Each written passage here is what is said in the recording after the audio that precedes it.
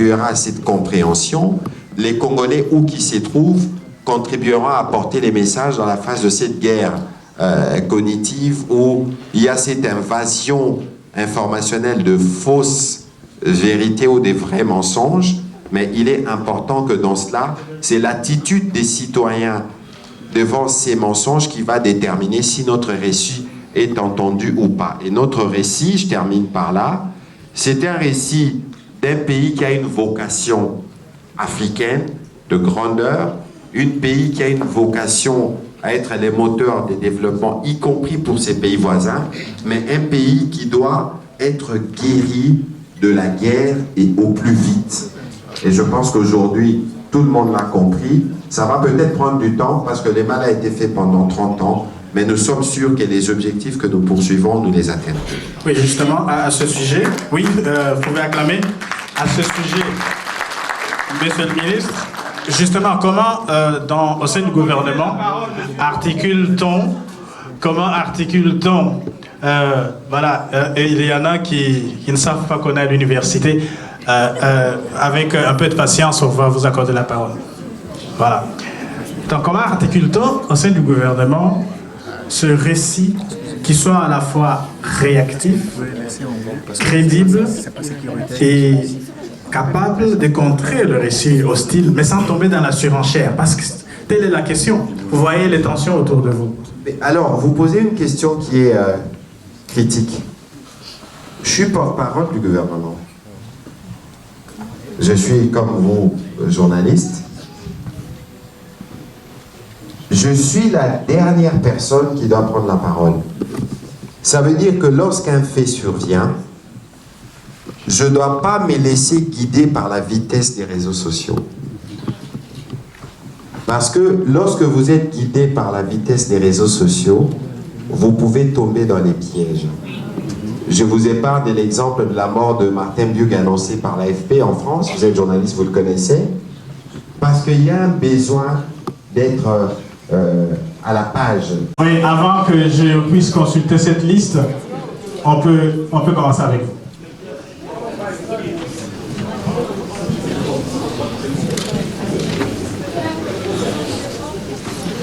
Attention, j'ai mis mon caméra ici. J'ai dit j'ai mis mon caméra ici. Merci beaucoup. Vous allez tout droit à votre question, on appelle. Ça ne parle pas bien. Ok. Présentez. Et vite. Bon, écoute. Ah, ok. Ouais. Je suis Mardoché.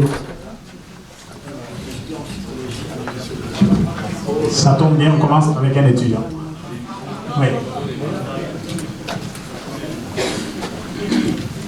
Je reprends. Mardoché Banzaza, étudiant en psychologie à l'Université d'Ottawa. J'ai deux questions. La première question, Monsieur le ministre, comment le gouvernement peut-il utiliser la communication publique pour réduire la stigmatisation liée au traumatisme de guerre et encourager la recherche scientifique nationale sur la santé mentale?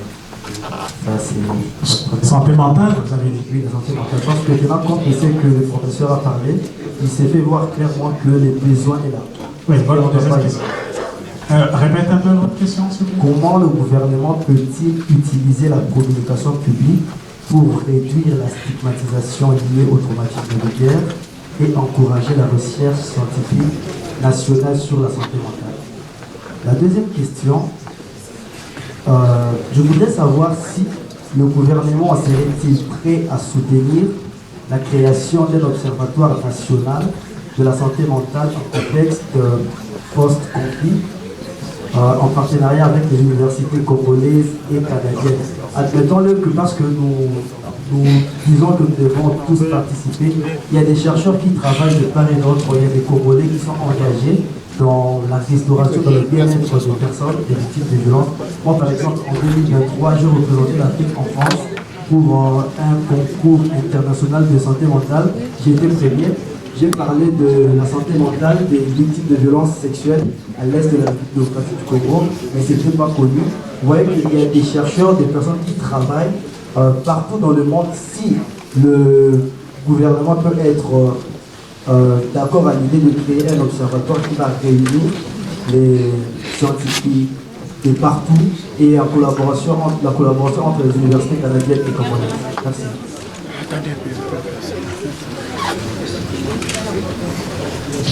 Alors, je profite pour répondre rapidement. D'abord, c'est bien que vous vous préoccupez de la santé mentale, parce que je crois que nous tous, à certains égards, on peut être sujet à ça. Si vous regardez, c'est que devenu la vie au XXIe siècle. Alors, comment la communication publique pour réduire la stigmatisation? Vous savez, c'était, je crois, le 25 janvier dernier, on a organisé des journées des mémoires après les événements de Goma. Et j'ai reçu une femme victime qui m'a raconté, je crois que c'est des choses qui sont effroyables. La dame a été arrêtée par les fils, donc les M23, parce qu'elle travaillait à l'époque comme une dame qui traitait les questions des traumatismes et des femmes victimes justement de violences sexuelles. Elle avait déjà été identifiée par les M23.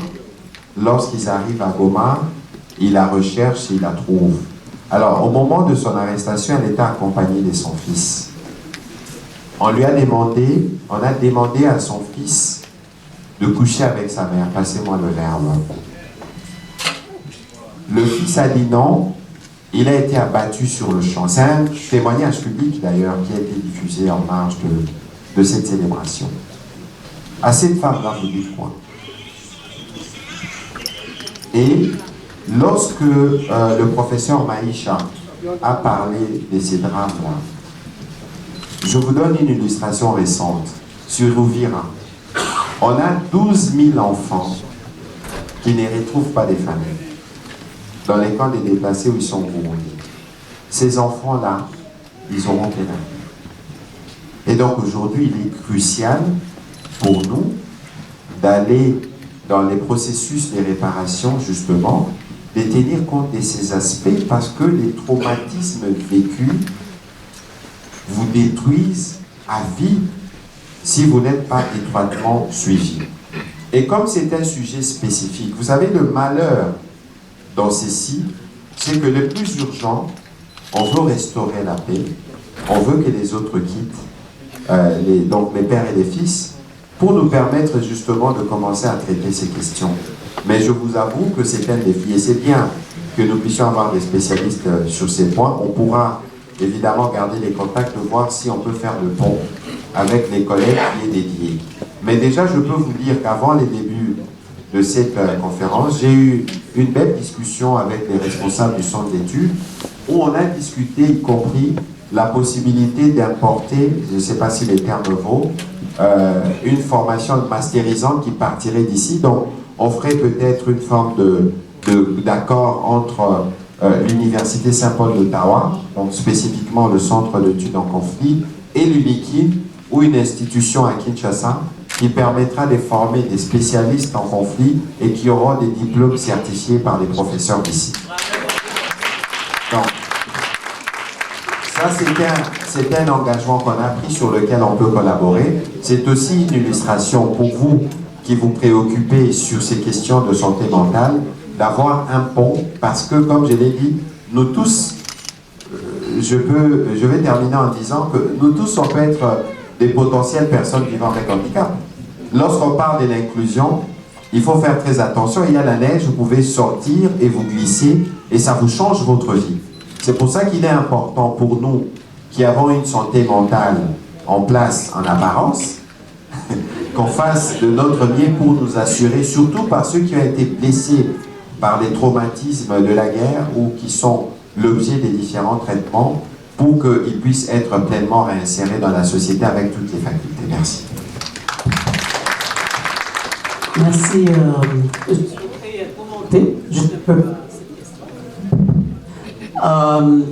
Les traumatismes de guerre ou les traumatismes en RDC, ça date des décennies, hein, depuis que les mains étaient coupées, depuis que des violences après les indépendances et des violences avec les guerres, je dirais que c'est pas exagéré de dire que la population congolaise a connu énormément d'événements traumatisants, et donc il y a une grande partie de cette population qui, si évaluée, pourrait avoir un résultat en termes de traumatisme.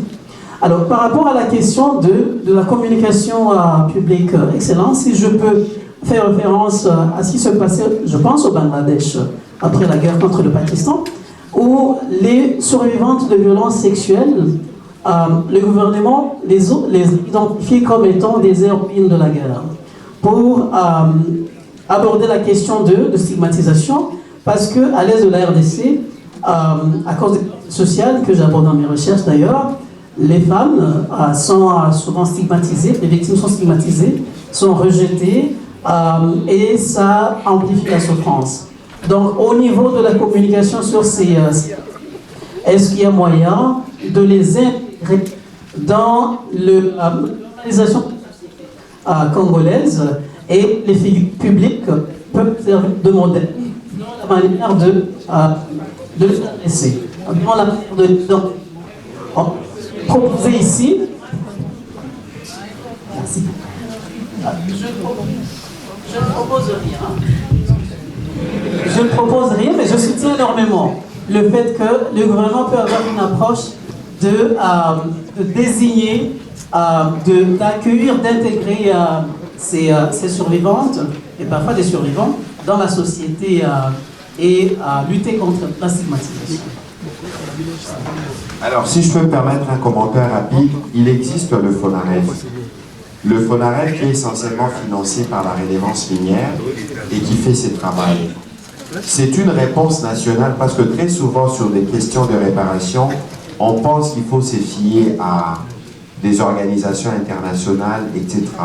Aujourd'hui, nous avons une réponse institutionnelle qui s'accroche d'ailleurs au Génocost qui a été institutionnalisé la journée du 10 août, où nous travaillons, où vous avez une équipe qui travaille régulièrement sur les questions des réparations, évidemment, qui passent par plusieurs phases pour être sûr que nous veillons à ces aspects mentaux qui sont cruciaux pour permettre aux victimes d'être justement réparées par rapport aux différents traumatismes vécus. Monsieur le ministre, alors, là, il nous reste 20 minutes. 20 minutes. Nous n'allons pas passer la nuit ici. On ne peut pas laisser à tout le monde. Très bien. Alors, sinon on va dormir.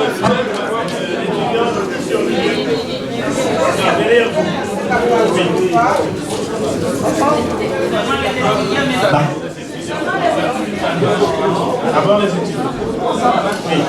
Merci beaucoup pour votre intervention tout d'abord. J'avais une question par rapport à ce que vous avez dit, notamment la perspective de résolution de conflit dans l'Est de la RDC. Et je voulais savoir s'il y avait des perspectives d'apaisement sur du long terme qui étaient déjà prévues, et plus spécifiquement si vous aviez une stratégie politique et administrative pour réassurer une présence politique sur le territoire à la fin du conflit.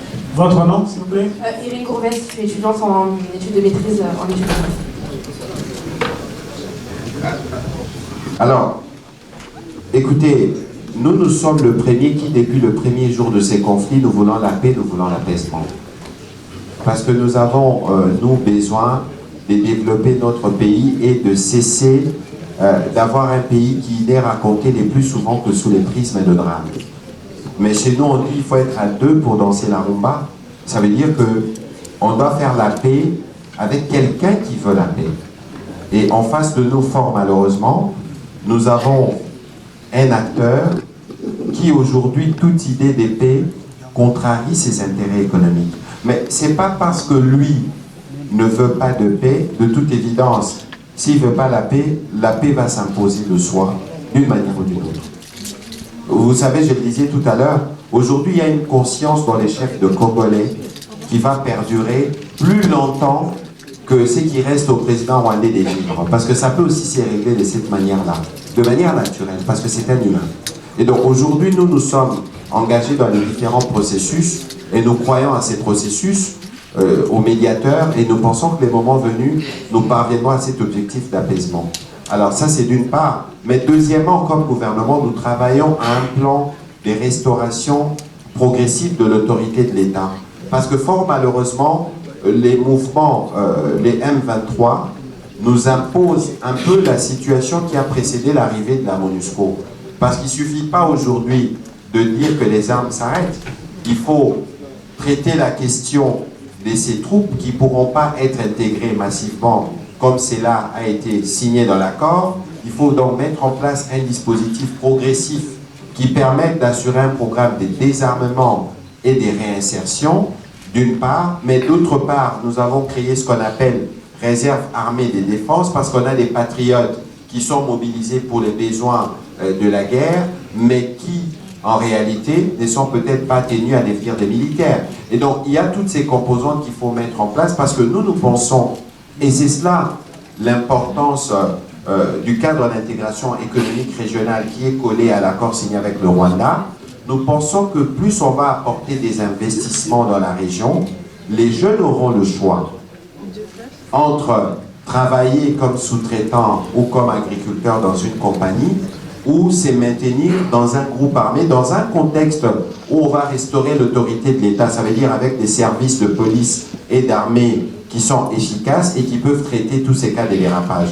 Nous avons cet exemple en province orientale, je pense là où il y a il y a une mine d'or Barrick, je crois. À l'époque, il y avait des groupes armés, des jeunes qui étaient là, qui utilisaient justement pour protéger des circuits des productions artisanales d'or. Mais lorsqu'on a installé ces projets, qui a coûté quand même plus de 1 ou 2 milliards d'investissements, avec les opportunités économiques qui se sont dégagées, aujourd'hui dans cette région, les jeunes ne touchent plus les armes. Et donc on a déjà cette expérience dans une partie de la RDC. L'idée ici, c'est d'aller rapidement à l'atteinte de l'objectif de la paix. Lorsque la paix, la cessation des armes arrive, il faut maintenant recréer les conditions qui permettent à ceux qui doivent être désarmés de l'être, à ceux qui doivent aller dans la réserve d'y aller, à restaurer les autorités administratives, à restaurer progressivement les services de sécurité. Et vous voyez que la chaîne, elle peut être longue, mais nous avons déjà un plan qui nous permettra de nous déployer très rapidement. Merci. Très bien, on va prendre 5 questions. Ensuite, 5 questions. Évidemment, on va essayer de gérer. Allez tout droit à la question et le ministre répondra aussi très brièvement. Camille Nomassi, parce qu'on m'a donné une liste. Camille.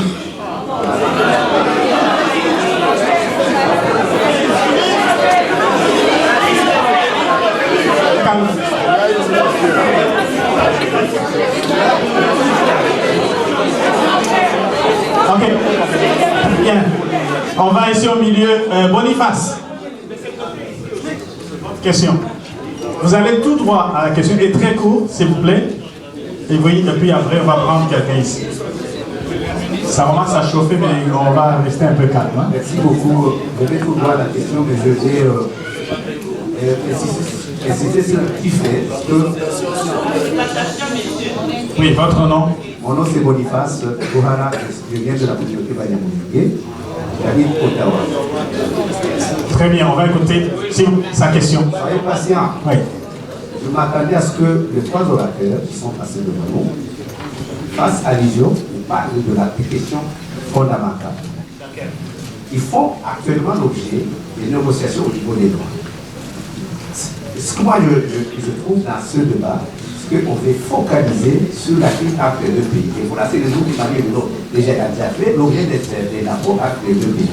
Et c'est là, ça cache une situation de discrimination dont les petits sont victimes à travers le monde. Je vais passer la vie de ces morts. Parce que le professeur Mouya a parlé de la ligne du temps. Et il a fait ça à partir de 1996.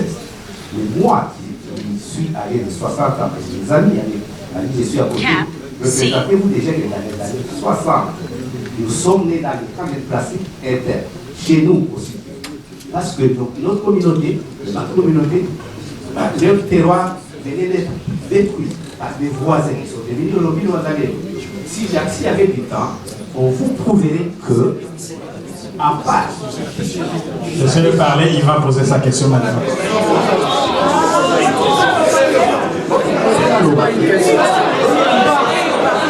S'il vous plaît. Boniface, vas-y avec votre question.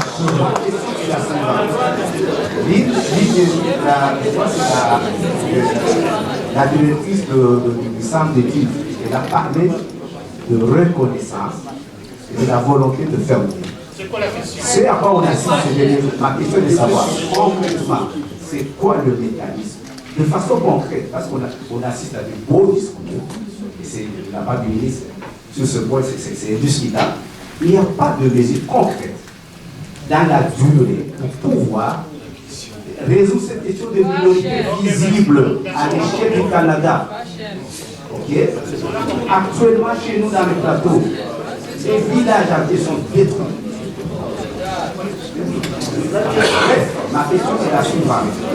Quels sont les mécanismes concrets que le gouvernement compte mettre en place pour que cette question de discrimination de cette minorité visible à l'image du Canada soit résolue pour une paix durable? C'est une très très belle question. Très belle question à laquelle le ministre va répondre. S'il vous plaît. Rapidement, passez 30 secondes, on vous arrache la parole. Merci beaucoup. Mon nom c'est Peter Mbanza, apôtre, entrepreneur au Canada. Moi je viens directement à Bunagana, là où il y a ce conflit. Tout ce que vous parlez donc c'est moi. La question est celui-ci.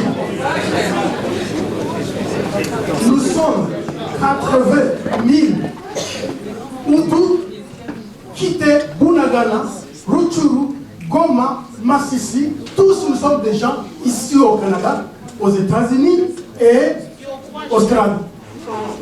Nos terres que nous avons abandonnées, ces gens-là viennent du Rwanda, ils peuplent encore d'autres personnes.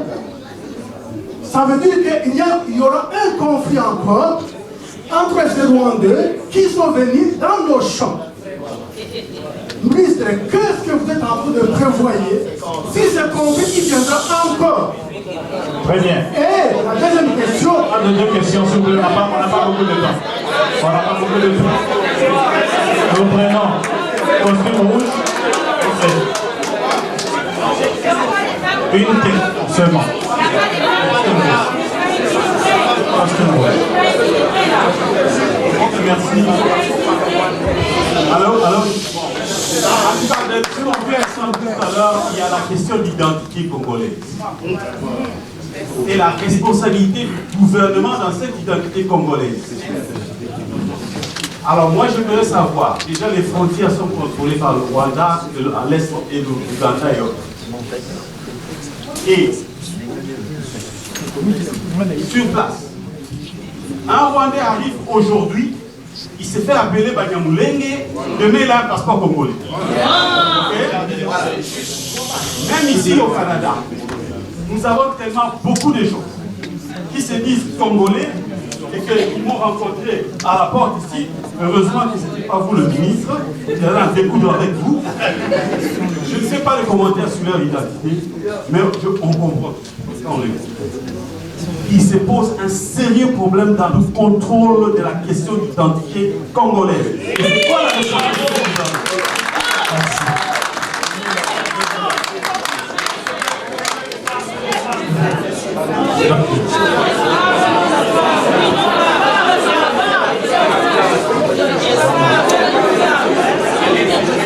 Alors, vous ne voulez pas poser votre question?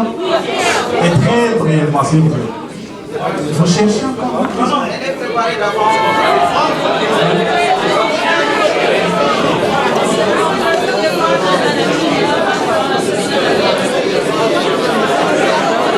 C'est bien sûr, on ne prendra pas tout le monde. On ne va pas passer la liste. Allez-y. Ndeko, tu filmes pas tout, mais tu fais tes mariages. Quand tu fais un reportage, tu prends des séquences. Si vous vous allongez, on va vous arracher le micro.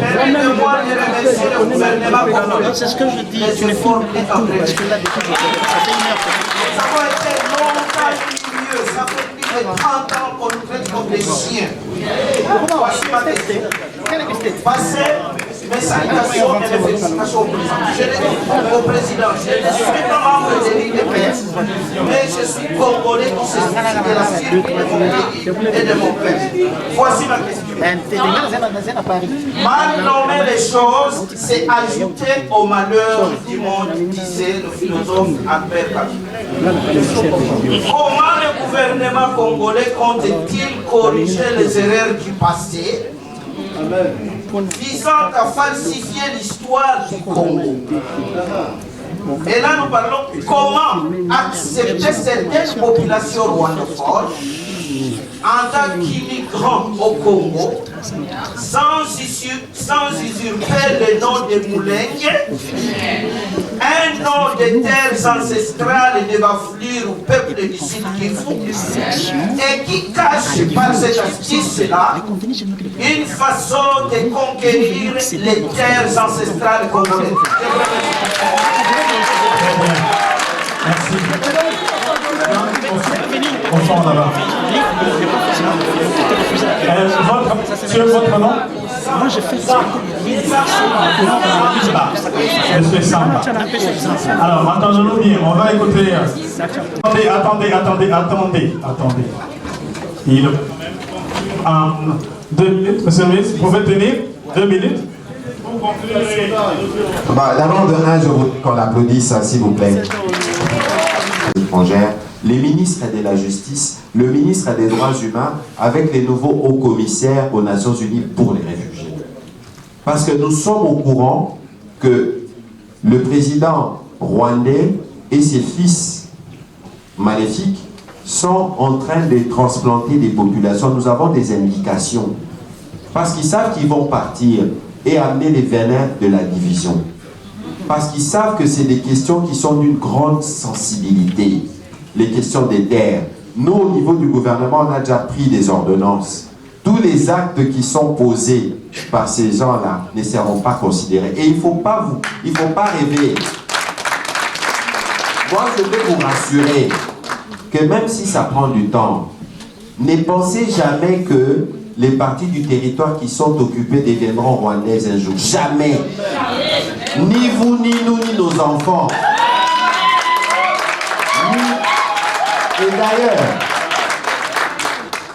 quand vous lisez tous les communiqués de tous les pays de la communauté internationale, de toutes les organisations, ces communiqués se terminent par dire: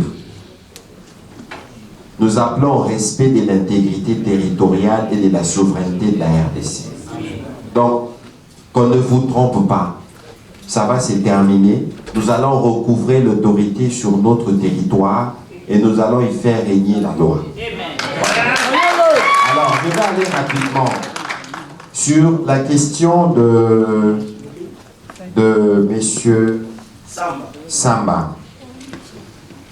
Mesures concrètes. Vous savez, nous aujourd'hui, nous avons besoin de paix et de sérénité pour traiter dans la durée les problématiques auxquelles nous faisons face. Parce que notre ami Baudouin, je pense, Boniface avait parlé de ce qui se passe à Doha. Mais en réalité, aujourd'hui, sur papier, on ne devrait plus avoir des problèmes sur terrain. Parce que dès que vous acceptez de commencer à discuter, les armes ne devraient plus crépiter. Nous étions à Washington, mais Ouvira est tombé, n'est-ce pas? Parce que vous avez en face de vous quelqu'un pour ses intérêts économiques. Parce que quand on va respecter les accords de Washington, ça signifie la mort de tous les circuits illicites d'approvisionnement. La question n'est pas d'abord de signer les accords, forcément, parce qu'ils sont signés. Aujourd'hui, si vous lisez ce qui s'est fait à Doha, le cadre qui est ressorti de Doha, on a 6 protocoles. On a réglé un protocole de cessez-le-feu qui ne respecte jamais. Ensuite, on a réglé la question du protocole sur les prisonniers. Il y a 6 protocoles qui listent, y compris cette question-là des populations et tout ça. Mais si les armes continuent de crépiter, comment pensez-vous qu'on peut régler ces questions dans la sérénité? Alors, la question de... Donc, vous devez vous rassurer que nous, au niveau du gouvernement, nous faisons de notre mieux. Alors, on n'a peut-être pas le bâton magique pour trouver toutes les solutions maintenant, mais au moins nous sommes en train de poser les bases. Et c'est pour ça que les jeunes générations qui sont ici doivent comprendre ces enjeux pour qu'ils restent dans la direction que nous traçons. Ça peut prendre du temps, la construction des nations, ça prend du temps, mais au moins nous, notre génération, assurons-nous de faire notre part. Et c'est à ces titres-là que nous pourrons régler tous ces problèmes-là. Alors, la question de corriger les erreurs des passés, usurpation, ça rejoint un peu ce que j'ai dit tout à l'heure. Ça veut dire que si nous restons focalisés sur ces sujets sous les prismes de ce qui s'est dit sur les réseaux sociaux, je ne dis pas que ce n'est pas un débat qui vaut. C'est un débat qui vaut, parce que nous voulons nous assurer, nous tous, de l'affiliation avec notre pays. Mais c'est une question qui aujourd'hui, au regard de l'évolution du monde, c'est une question qui a beaucoup évolué. L'une des problématiques d'ailleurs principales pour vous qui êtes ici, là, est-ce que vous tous ici, vous avez toujours votre nationalité congolaise? Ah, certains ont pris la nationalité. Aujourd'hui, les débats se situent dans l'idée de voir comment obtenir par la loi l'irrévocabilité de la nationalité congolaise. Comme ça, vous êtes à la fois Canado et Congolais. Alors, ne soyons pas extrémistes, parce que ceux qui sont extrêmes risquent de tomber dans les trous. Alors, je termine par la question de l'étudiante sur la communication. Je crois que je l'avais dit ici, comment on évalue l'apport des réseaux sociaux? D'abord, ici, je dois, moi, saluer les patriotismes des Congolais. Parce qu'au-delà de tout, aujourd'hui, notre narratif, j'ai envie de dire, les narratifs de la vérité a pris les dessus sur les narratifs du mensonge. Sinon, il n'y aurait pas d'agitation quand on a entendu parler de cette réunion. On s'est agité, on a demandé aux gens de venir dans le froid, on veut faire des posts sur les réseaux sociaux pour empêcher que la vérité soit dite. Et ici, vous voyez que nous sommes, nous, République démocratique, nous discutons pour avancer.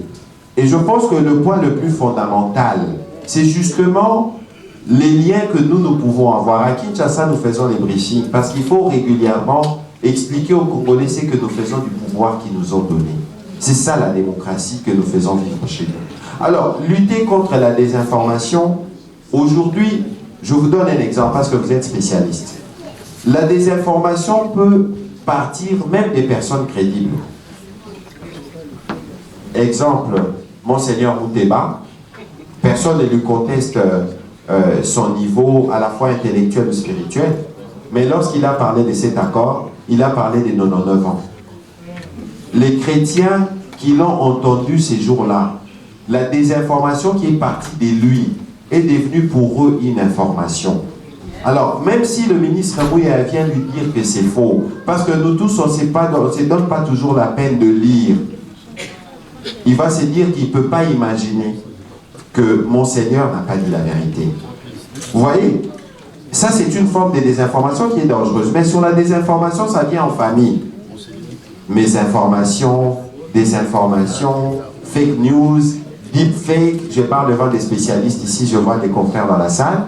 Ça veut dire que pour tout ça, la meilleure réponse, c'est encourager les fact-checking, le journalisme qui permet aujourd'hui de challenger tout ce qui est dit.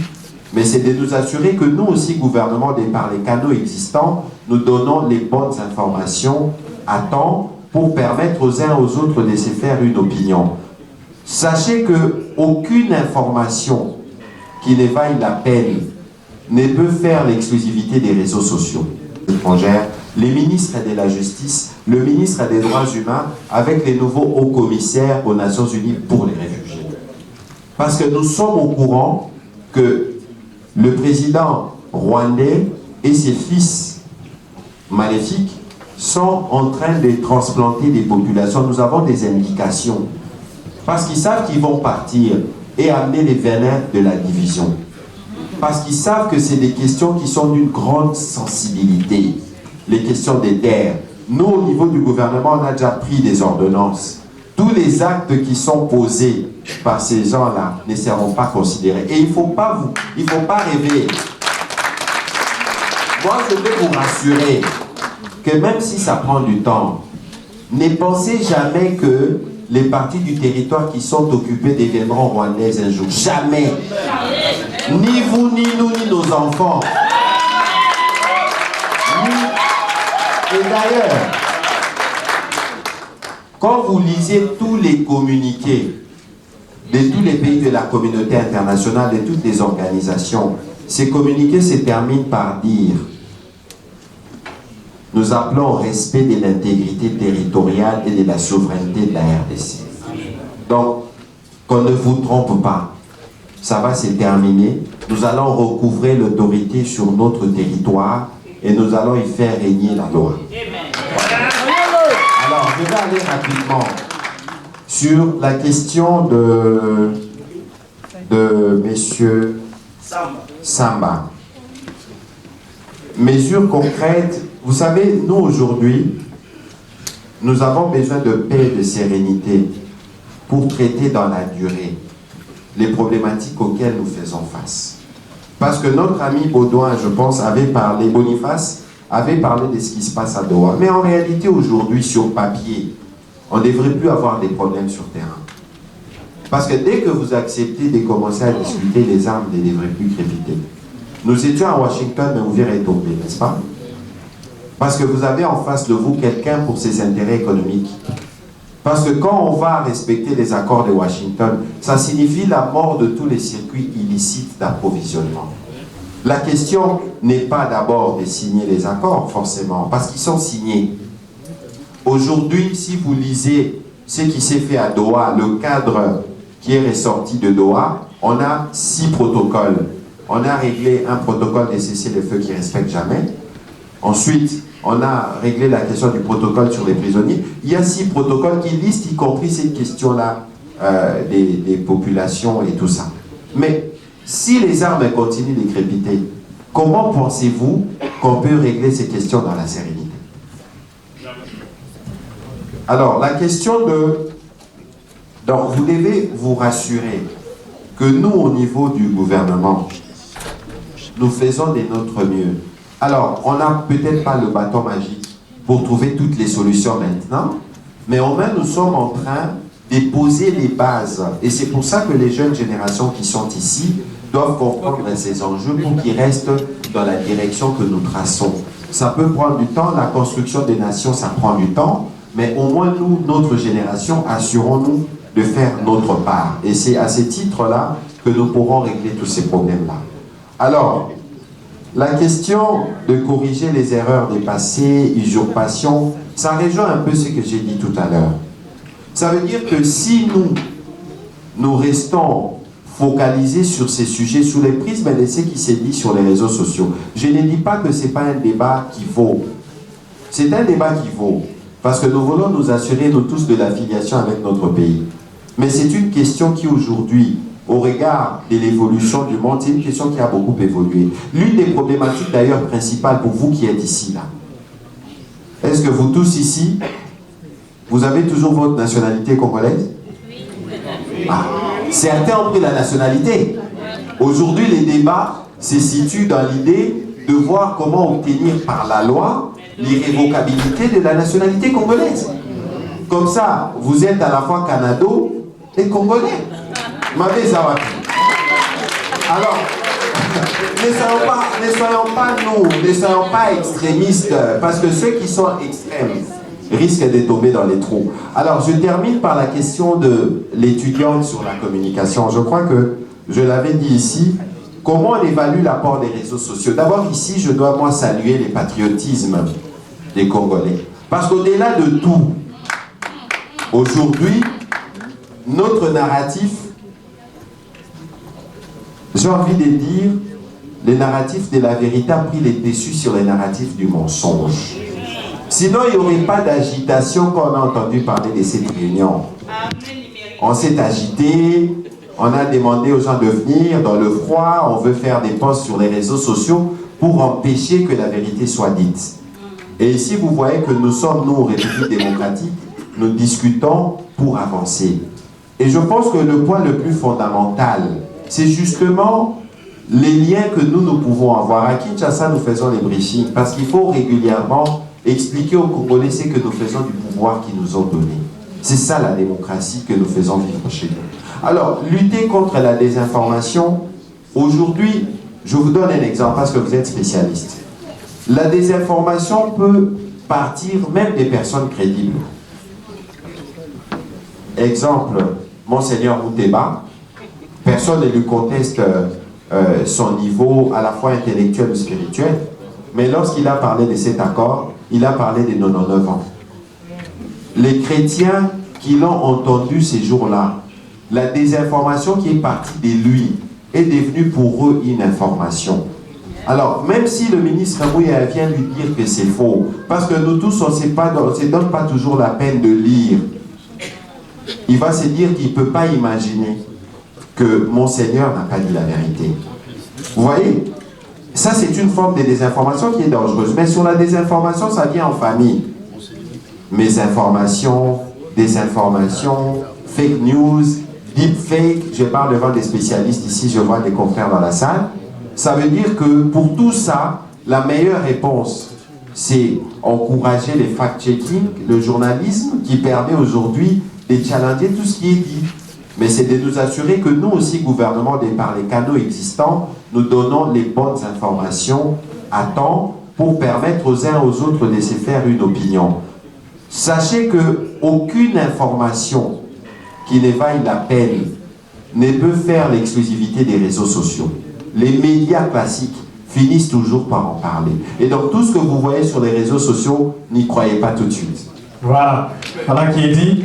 Et malheureusement, on va arrêter ici. Si vous avez des questions, vous pouvez... Bonsoir à tous. Bonsoir. Comme on va bientôt commencer, on s'excuse pour les retard. Ça peut arriver. Ne nous tenez pas rigueur pour cela. On va commencer, la salle est étroite. Essayez un peu d'occuper votre petit espace là pour que la réunion se déroule très bien. Les excellences, comme je l'ai dit tantôt, vont effectuer leur entrée dans la salle.